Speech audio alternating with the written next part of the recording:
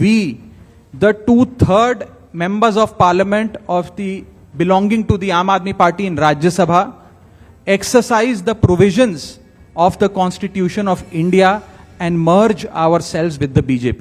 मैं सरल भाषा में कहूं तो हम अपना करियर बनाने के लिए राजनीति में नहीं आए थे, हम लोग अपना करियर छोड़ के देश के लिए राजनीति में आए थे। और यदि देश के लिए काम इस पार्टी में नहीं हो पा रहा है, वो इसलिए क्योंकि अब आम आदमी पार्टी वो पुरानी वाली आम आदमी पार्टी नहीं रही।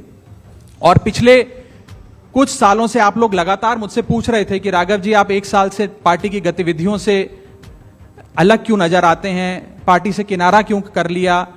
तब मैं कुछ बोलता नहीं था, मैं प्रयास कर रहा था कि चीजें बेहतर हों। लेकिन आज मैं आपको असल कारण बताता हूं कि क्यों मैंने पार्टी की गतिविधियों से अपने आप को अलग कर लिया। और उसका कारण यह है क्योंकि मैं उनके गुनाह में शामिल नहीं होना चाहता था, मैं उनकी दोस्ती के काबिल नहीं था क्योंकि मैं उनके गुनाह में शामिल नहीं था।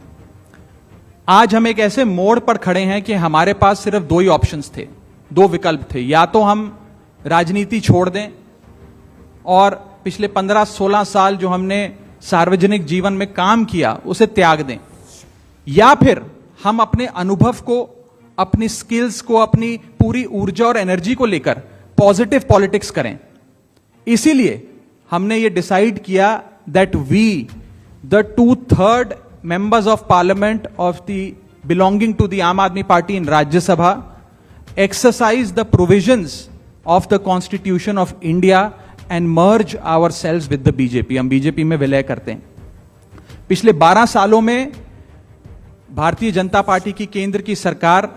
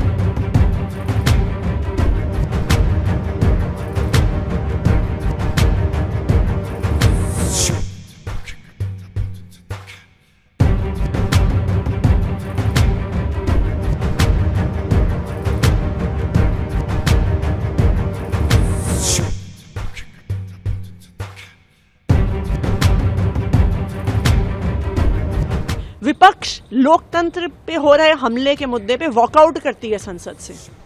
राघव जी वॉकआउट करने से मना कर देते हैं। गुजरात में आम आदमी पार्टी के कार्यकर्ताओं पे झूठे केस करके बीजेपी की पुलिस उनको जेल में डाल रही है, राघव जी उस पर आवाज उठाने से मना कर देते हैं। आज मोदी जी ट्रंप के सामने झुक गए, उस वजह से एलपीजी का संकट एक एक आम आदमी की जिंदगी को प्रभावित कर रहा है। लेकिन जब पार्टी राघव जी को उस पर बोलने को कहती है तो वो मुंह में दही जमा के बैठ जाते हैं।